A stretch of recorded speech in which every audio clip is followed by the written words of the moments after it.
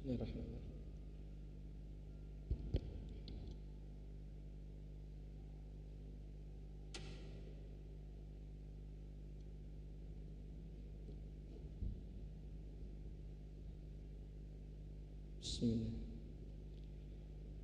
Assalamualaikum warahmatullahi wabarakatuh. Alhamdulillahilladzi akramana bi anwaril mustafa. Wassalatu wassalam ala sayyidina Muhammadinil mujtaba wa ala alihi wa sahbihi wa man bihi qad iktafa.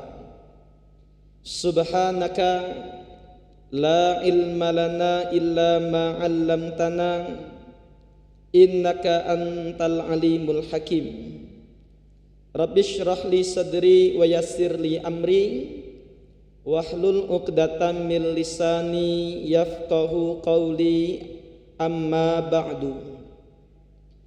Bapak-bapak, saudara-saudara, para hadirin mustami'in yang mudah-mudahan kita sekalian mendapatkan cucuran pandangan rahmat serta limpahan keberkahan dari Allah Subhanahu wa ta'ala.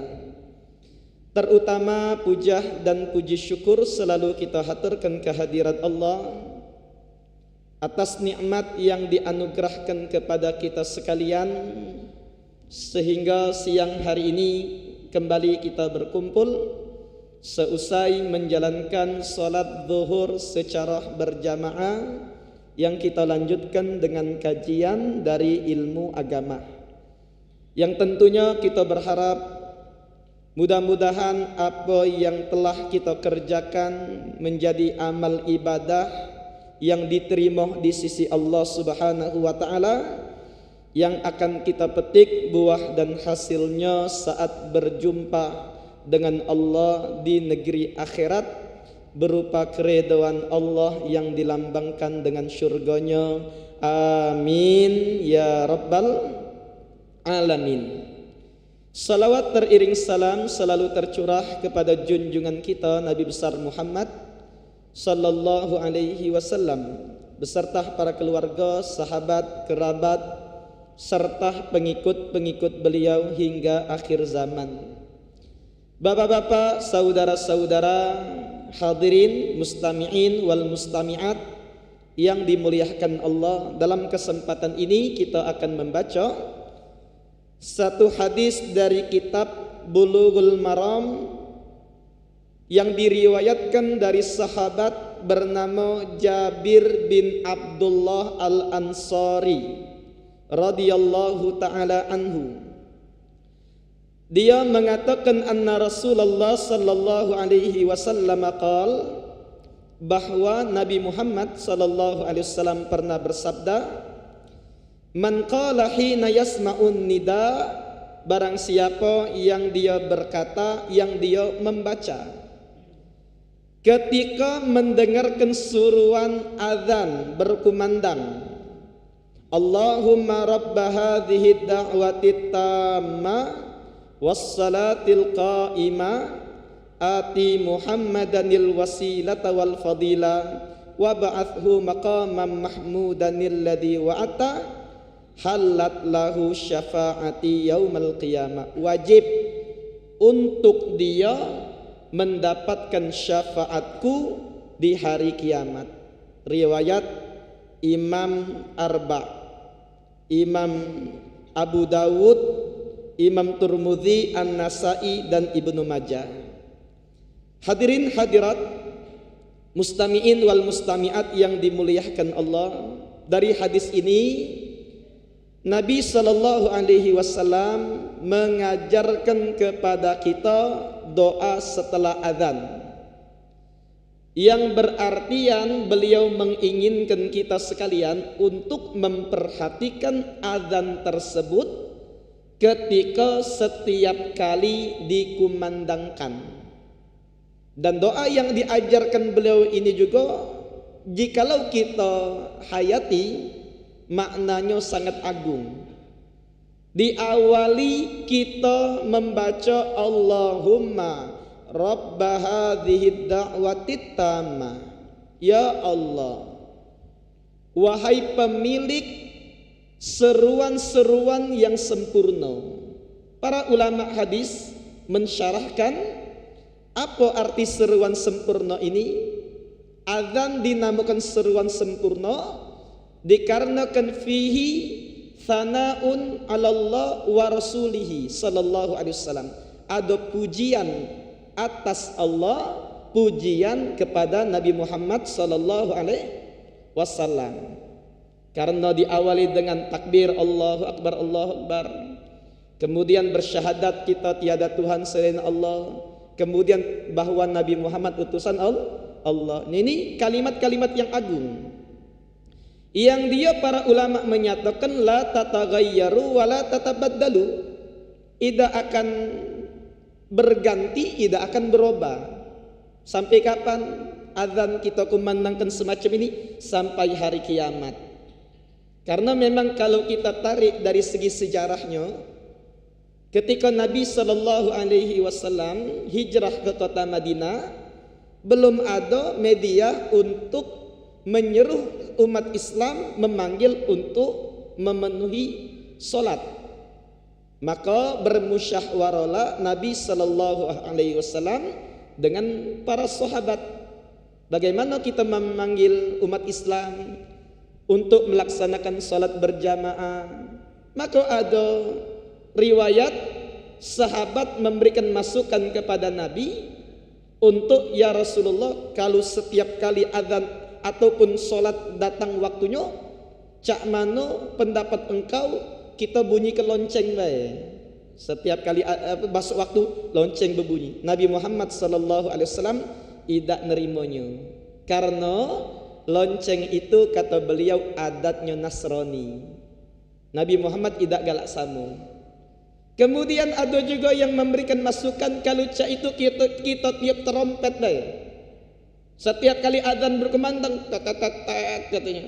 Tidak bagus juga kata Nabi. Itu adatnya wong Yahudi. Ada juga yang memberikan masukan, cak mano ya Rasulullah kita bakar api besar-besar. Kacau juga kalau diterima Terbakar kalau gue mawong. Setiap masuk waktu kita bakar api besar-besar. Nabi Muhammad sallallahu alaihi wasallam tidak nerima juga. Adatnya wong Majusi yang nyembah kepada api. Akhirnya tidak ada keputusan malam tersebut. Pulang para sahabat, tapi semangatnya mereka itu dalam syariat, dalam agama, kepikiran. Balik mereka setiap orang kepikiran dengan apa dia solusinya yang tepat untuk memanggil umat Islam ketika ingin salat. Akhirnya ada sikap sahabat namanya Abdullah bin Zaid bin Abdur Rabah. Beliau saat malam tersebut bermimpi faida rajulun tafa bihi. Nyingo ada seorang yang ngelilingi dia. Dalam riwayat orang tersebut menyuruhkan suara zikir-zikir adzan ini. Atau juga kita baca riwayatnya bahwa dia bawa trompet. Kemudian dikatakan oleh Abdullah, boleh tak aku beli trompet kau? Kata dia, untuk apa kau trompet? Untuk manggil umat Islam untuk melaksanakan sholat. Kata orang tersebut, maukah engkau aku ajarkan zikir-zikir yang lebih baik daripada menggunakan trompet? Akhirnya diajarkanlah zikir-zikir adzan. Akhirnya pagi hari dia terbangun, langsung menjumpai Nabi Muhammad sallallahu alaihi wasallam, yang akhirnya Nabi Muhammad sallallahu alaihi wasallam setuju. Ini datangnya dari Allah. Akhirnya kita gunakan untuk memanggil umat Islam melaksanakan salat berjamaah. Maka tidak lama dari waktu tersebut datang Sayyidina Umar bin Khattab radhiyallahu ta'ala anhu, kemudian mengisahkan mimpi dia malam tersebut sama persis dengan mimpi yang dilihat oleh Abdullah bin Zaid bin Abdur Rabah. Jadi sama klop. Maka Nabi sallallahu alaihi wasallam memerintahkan kepada Sayyidina Umar bin Khattab untuk ngajari Sayyidina Bilal. Ajari dia suara zikir-zikir azan itu. Fa innahu angda minka sauta. Sesungguhnya Bilal itu lebih lantang dari engkau suaranya. Sayyidina Umar sami'na wa ata'na. Dia tidak membantah, tidak dia katakan mada iya aku yang mimpi dia yang adzan alang lemaknya, tidak cak itu. Jadi kalau sudah diperintahkan oleh Nabi, mereka taat dan patuh. Maka semenjak itu pertama kali muadzin yang memandangkan adzannya Nabi besar Muhammad sallallahu alaihi wasallam yang populer adalah Sayyiduna Bilal bin Rabah radhiyallahu taala anhum. Nah, ini kisah bahwa adzan ini bukan dibuat-buat oleh Nabi, bukan dibuat oleh sahabat, oleh ulama ida. Langsung pelajarannya dari Allah Subhanahu wa taala. Maka tak baca kagetnya. Misal ada wong datang tiba-tiba aku seorang profesor, seorang doktor, aku berpendapat kita robah bi adzan, tidak diterima. Karena ini langsung dari Allah Subhanahu wa ta'ala. Yang kemudian suara azan ataupun kumandangan azan ini agung. Bahkan di dalam mazhab kita Imam Syafi'i hukumnya sunnah muakkadah, dikumandangkan setiap kali kita sholat. Baik sholat itu dikerjakan secara berjamaah atau kita dalam perjalanan sholat ingin sendirian, tetap disunnahkan untuk azan. Baik kita di dalam kota bertempat tinggal atau kita dalam perjalanan, disunnahkan untuk memandangkan azan. Bahkan di dalam banyak riwayat luar biasanya azan ini baik yang memandang ataupun mereka yang menjawab sama-sama mendapatkan kemuliaan, keutamaan yang agung dari Allah. Nah, dari sinilah Imam Nawawi ini seorang pakar hadis, pakar Quran, pakar tafsir, pakar di dalam bidang ilmu agama, terutama di dalam ilmu fikih. Kalau ada pendapat berbeda di dalam madhab Imam Syafi'i antara Imam Nawawi dan Rafi'i, banyak ulama memilih pendapatnya Imam Nawawi karena kepakeman ilmu beliau. Nah, akhirnya beliau memilih pendapat bahwa mana yang lebih afdal antara imam atau muadzin. Ada sebagian besar ulama mengatakan imam yang lebih afdal.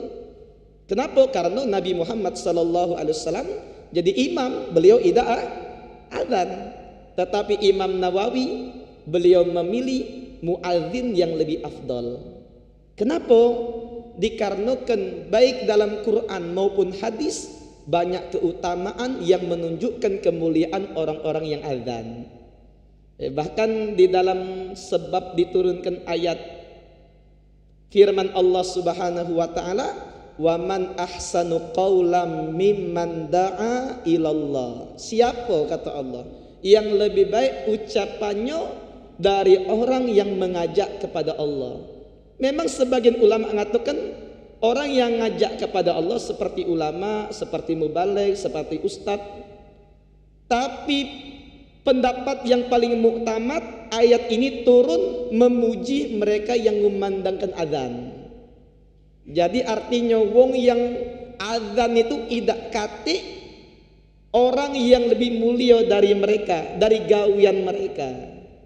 Bahkan di dalam hadis riwayat lain menyebutkan yughfaru lil muadzin mada sautihi, diampuni untuk orang yang memandangkan adzan sepanjang mana suara dia didengar.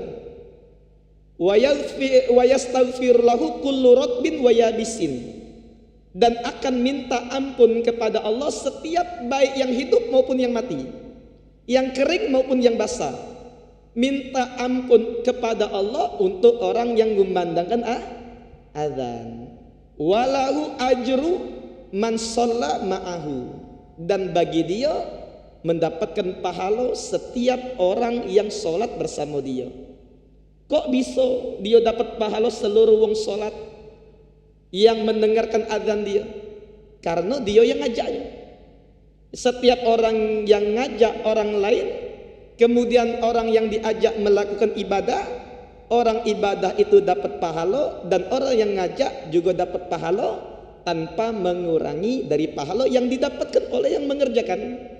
Jadi muadzin itu berapa kok? Misal kita di Masjid Agung, yang sholat tadi kita katakan 200-300 wong, ya, 300 wong, setiap mereka dapat pahala dari sholat yang dikerjakan.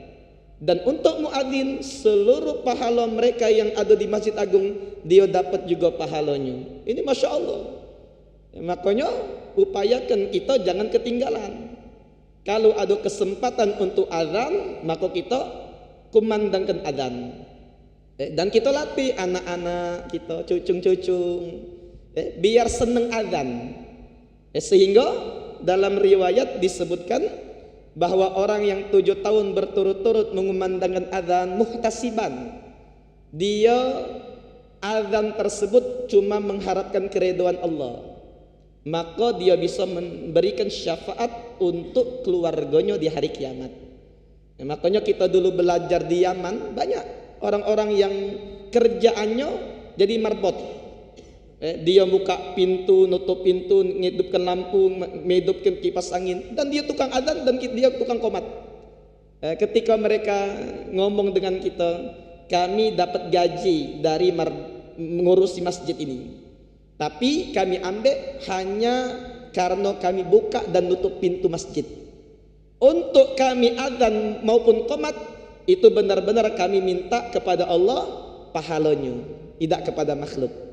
Sehingga kami dapat apa yang dijanjikan oleh Nabi besar Muhammad sallallahu alaihi wasallam. Nah, ini untuk wong yang adzan.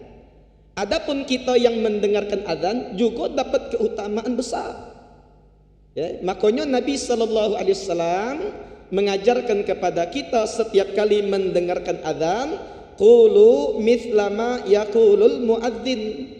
Ucapkan jawab seperti yang diucapkan oleh muadzin. Muadzin menyebutkan Allahu Akbar, kita jawab Allahu Akbar sampai selesai. Kecuali di dalam hayya ala ten, hayya ala shalah sama hayya alal falah, kita jawab dengan la haula wala quwata illa billah. Ya, kemudian bahkan ketika kita di dalam pekerjaan, seperti dikatakan Imam Ghazali di dalam kitab Bidayatul Hidayah, misal ada orang yang baca Quran, dia enak, nyaman. Kenapa? Karena baca Quran afdal ibadahnya umat Nabi Muhammad sallallahu alaihi wasallam. Tapi ketika adzan berkumandang, kata Imam Ghazali, faqta ma anta fihi, putuskan gawian yang kalian berada di dalamnya. Ketika adzan berkumandang, ganti dulu untuk baca Quran. Jadi kita pilih, cari stop ayat. Biasanya bagusnya itu di ujung ayatnya, di nomor itu. Berhenti, fashtagil bijawabil adzan. Maka sibukkan, kata Imam Ghazali, untuk kita menjawab seruan adzan. Saking pentingnya. Jadi bacaan Quran dia disuruh berhenti. Apalagi ngobrol. Atau kata orang kita Palembang, kelakar betok. Disuruh diam. Bahkan ada ancaman dari Nabi bagi mereka yang masih ngobrol ketika azan berkumandang, tidak datang kematian kepada dia sakaratul maut kecuali yatajaljalu lisanuhu, lisan dia kage terempit jadi kaku. Tak baca kage ngucapkan la ilaha illallah, rugi kage. Jadi ini tuntunan dari syariat. Bahkan misal kita di dalam kamar mandi, kan tidak memungkinkan untuk kita menjawab adzan, maka kita jawab ketika keluar. Ustadz, adzannya sudah kelar, sudah selesai. Berapa menit yang lalu? Sudah 20 menit yang lalu. Ngapoi mamang itu di masjid? Mang Cek itu tak tahu lamun yang di masjid. Mungkin perutnya sakit. Tak apa-apa. Walaupun sudah lama, adzan sudah selesai, tetap keluar dari kamar mandi, kita susuli jawaban adzannya. Allahu Akbar, Allahu Akbar, Allahu Akbar, asyhadu la ilaha illallah. Begitu juga ketika kita salat. Kan tidak mungkin kita untuk jawab adzan ketika kita salat sunnah, adzan berkumandang. Tak mungkin ketika kita sholat kita jawab Allahu Akbar, Allahu Akbar. Tidak sah sholat kita. Tapi ketika sudah salam baru kita jawab adzannya. Ini saking pentingnya. Menjawab adzan yang merupakan keutamaannya agung. Yang kemudian setelah kita selesai jawab adzan baru disunnahkan untuk baca doa ini. Kita baca Rabbaha Allahumma Rabbaha hadhihi da'wati tamma wassalatil qa'imah ati sayyidana Muhammadanil wasilata wal fadilata wasyarafa wad darajatal aliyatar rafi'a wa ba'athul maqamam mahmudanil ladzi wa'atta innaka la tukhliful mi'at. Nah, kata Nabi, siapa yang membaca doa ini wajib untuk dia dapat syafaat aku di hari kiamat. Alak lemaknya. Ini Nabi yang menjamin. Karena ngapa kita perlu untuk dapat syafaat dari Nabi? Karena kita belum tahu selamat tak kira-kira ketika kita masuk dalam kubur. Ketika kita di padang mahsyar, matahari punya cuma pucuk kepala sejengkal. Ketika kita dihisap, ketika menyeberangi jembatan Sirat yang besarnya bukan kayak jembatan Ampera ini. Sirat itu seperti rambut di belah 7 bulak. Tajamnya lebih tajam daripada anak pedang ataupun ujung pedang. Jadi kalau kita bayangkan mustahil bisa lewatinya. Nah, oleh karena kita belum pasti, belum tahu selamat atau tidak, dapatkan janji yang pasti dari Nabi. Berupa syafaat dari beliau, nolong kita di hari kiamat dengan melalui media membaca doa setelah adzan. Mungkin doa setelah adzan ini dari kita kecil zaman dulu, kita sering baca. Sudah diajarkan di TPA, di Taman Pendidikan Quran itu, di TK dan lain sebagainya. Ini sudah biasa. Nah, paling tidak dengan kita baca hadis ini, kita tahu keutamaannya. Oh, ternyata ini gunanya. Sehingga kita bisa istiqomah dalam keadaan apapun, dimanapun. Bahkan kalau misal kita punya acara pengantenan, lagi di dalam acara, lagi nyanyi-nyanyi, stopkan dulu. Adzan berkumandang, sudah kelar adzan, diteruskan tidak apa-apa. Yang penting kita mengagungkan suara adzan tersebut. Nah, kemudian juga disunnahkan selesai dari doa adzan tersebut, di dalam beberapa kitab kita baca, dianjurkan diteruskan doanya dengan Rabbil firli wali walidayya. Itu siapa yang baca Rabbil firli wali walidayya 5 kali setelah doa adzan, kemudian ditutup dengan warhamhuma kama rabbayani shaghira, maka pasti ditulis oleh Allah orang tersebut sebagai anak yang berbakti. Kan di dalam hadis ada 3 amalan senantiasa berkelangsungan untuk yang meninggal. Salah satunya waladun salihun yad'u lahu. Anak yang soleh yang selalu mendoakan orang tuanya. Nabi Muhammad SAW menyebutkan anak yang soleh. Kata para ulama hadis, ngapa Nabi Muhammad nak menyebutkan anak yang soleh ini? Bukan anak yang mendoakan orang tuanya baik. Nah, ini ada makna yang tersirat. Tidaklah seorang anak dia selalu mendoakan orang tuanya kecuali dia akan mendapatkan predikat langsung dari Nabi sebagai anak yang soleh. Nah, itu. Cak mana biar kita tidak lupa doai wong tua, minimal setiap seusai adzan kita baca Rabbil firli wali walidayya 5 kali, kemudian ditutup dengan warhamhuma kama rabbayani shaghira. Jadi wong yang soleh itu betua.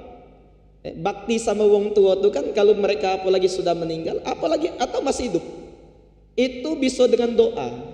Datang sahabat ke Nabi, ya Rasulullah, ummi matat, ibu aku meninggal.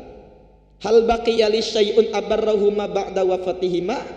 Apakah masih ada perbuatan yang paca aku gawekan sebagai bentuk kebaktianku kepada wong tuaku? Kata Nabi, ada. Apa dia itu? Doai wong tua kau.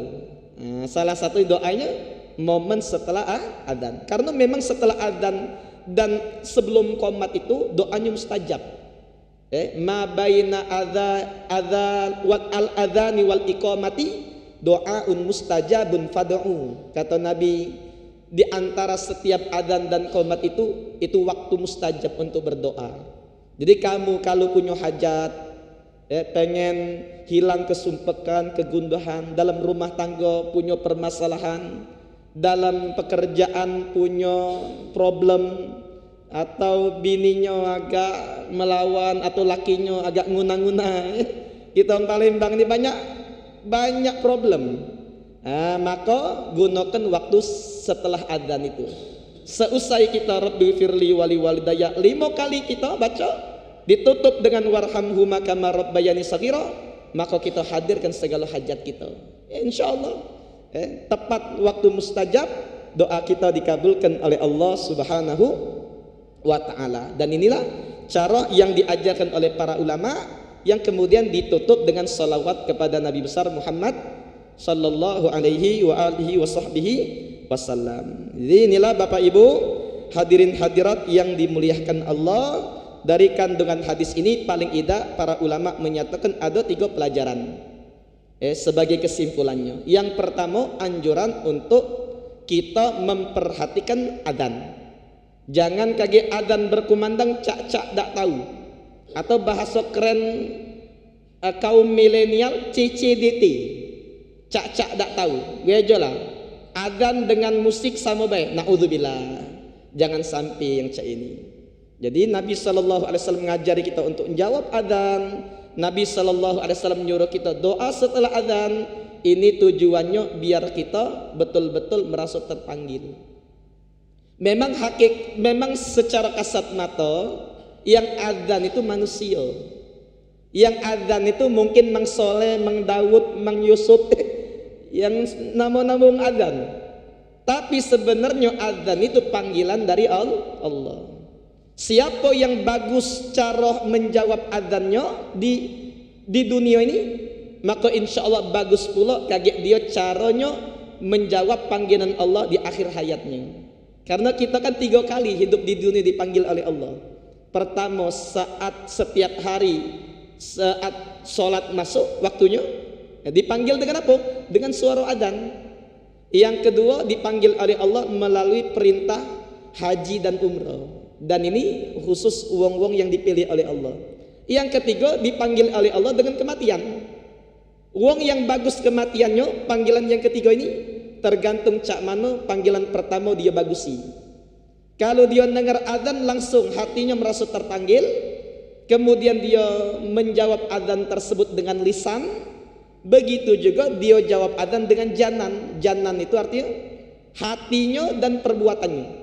Jadi bukan kalau cak itu Ustaz, kami nak jawab adzan deh. Ketika adzan sudah kami jawab sudah kelar, tak perlu lagi kami sholat. Kelemaknya. Artinya dia jawab itu tidak benar-benar jawab, tapi sudah jawab dengan lisan, anggota tubuhnya juga menjawab. Dengan apa? Dengan dia bergegas melaksanakan sholat berjamaah. Wong yang bagus cara menjawab adzan yang semacam ini dengan lisan maupun perbuatannya, maka insya Allah dia akan menjawab panggilan Allah berupa ajal juga bagus. Bahkan para ulama di dalam kitab Ibanatul Ahkam itu menyebutkan bahwa wong yang bagus cara penjawaban adzannya dan dia baca doa ini al-busyra lahu bihusnil khatimah inda ajalihi, akan dia diwafatkan dalam keadaan husnul khatimah ketika ajalnya datang kepada dia. Nah itu yang pertama. Jadi anjuran dari Nabi jangan sampai kita lewatkan yang menjawab adzan. Itu yang pertama. Yang kedua, bisyara bisyafaatin Nabi sallallahu alaihi wasallam. Bagi orang yang membaca doa adzan seperti yang dikatakan oleh Nabi, halat lahu syafaati yaumil qiyamah. Wajib bagi dia untuk mendapatkan syafaatnya di hari kiamat. Dan syafaat Nabi syafaatul uzma, syafaat yang agung. Seluruh Nabi punya syafaat. Bahkan para ulama, orang yang mati syahid itu bisa ngenjuk pertolongan. Wala yashfa'una illa liman irtada. Tidak ada yang memberikan syafaat kecuali orang yang diridhai oleh Allah, diizinkan olehnya. Dan yang paling besar daripada macam-macam syafaat adalah syafaat yang dimiliki oleh Nabi Muhammad sallallahu alaihi wasallam. Nabi Muhammad itu syafaatnya beragam macam. Ada yang paling kecil, para bapak-bapak, ibu-ibu yang haji, yang umroh mungkin nyingok di makam Nabi itu terukir syafaati li ahlil kabairi min ummati. Tertulis syafaatku untuk pelaku dosa besar dari umatku. Ini syafaat yang paling terendah. Artinya sebesar apapun dosa wong, selama apapun dia dilondri dalam neraka, tetap kaget dikeluarkan oleh Nabi Muhammad selagi dia punya iman walaupun sebesar biji sawi. Nah, tapi kita pengen syafaatul kubra, syafaat terbesar, baik saat padang mahsyar maupun kaget di akhirat. Ada wong yang wajib masuk neraka, dengan syafaat Nabi tidak jadi masuk neraka. Ada yang sudah masuk surga tapi rendah derajatnya, ditinggikan oleh Nabi Muhammad SAW dengan syafaat beliau. Mudah-mudahan kita sekalian dan seluruh orang-orang yang kita cintai dijadikan orang-orang yang dapat syafaat dari Nabi SAW. Dan ini yang kedua. Dan kemudian dari hadis ini juga kita mendapatkan pelajaran yang berharga, yang mulia, bahwa orang-orang yang membaca doa setelah adzan ini, insya Allah kalau dia jujur di dalam mengucapkannya, kehidupannya terukur, kehidupannya akan tertuntun dengan hidayah dari Allah Subhanahu wa Ta'ala. Jadi inilah 3 kesimpulan dari apa yang kita baca, mudah-mudahan bermanfaat. Terima kasih atas perhatian, mohon maaf atas kekurangan. Tentu kita berharap minta kepada Allah Subhanahu wa Ta'ala melalui hadis yang kita baca, mudah-mudahan menjadi ilmu yang bermanfaat sehingga kita istiqomah di dalam menjawab adzan dan memenuhi panggilan Allah berupa salat berjamaah. Kemudian juga kita minta kepada Allah di antara kita yang masih mempunyai dosa, mudah-mudahan dengan majelis kita dan dengan hari kelahiran Nabi Muhammad sallallahu alaihi wasallam ini 12 Rabiul Awal, mudah-mudahan Allah ampuni segala dosa kita, yang punya aib ditutup segala aibnya, yang punya penyakit diberikan kesembuhan yang sempurna, yang ada hajat dikabulkan segala doanya. Kita minta diberikan umur yang panjang dalam taat kepada Allah dan Rasul. Kita punya anak dijadikan soleh soleha, berbakti kepada kita, menjadi penyujuk mata baik dunia maupun di akhirat. Dan tidak ada di antara kita yang ajal datang kepadanya, malaikat maut menjemput nyawanya, terkecuali diwafatkan dalam keadaan husnul khatimah. Rabbana taqabbal minna innaka antas samiul alim wa tub alaina ya maulana innaka antat tawwabur rahim. Allahumma ya man waffaqa ahlal khair lil khairi wa anahum alaih, waffiqna Allahumma lil khair wa a'inna alaih. Rabbana ya maulana ya mujib ya hadiran la yaghib, tawassalna ilaika bil habib taqdi hajatinal qarib. Rabbana atina fid dunya hasanah wa fil akhirati hasanah wa qina adzabannar. Sallallahu ala sayyidina Muhammad wa alihi wa sahbihi wasallam. Subhana rabbika rabbil izzati amma yasifun, wassalamun alal mursalin, walhamdulillahi rabbil alamin. Wassalamu alaikum warahmatullahi wabarakatuh.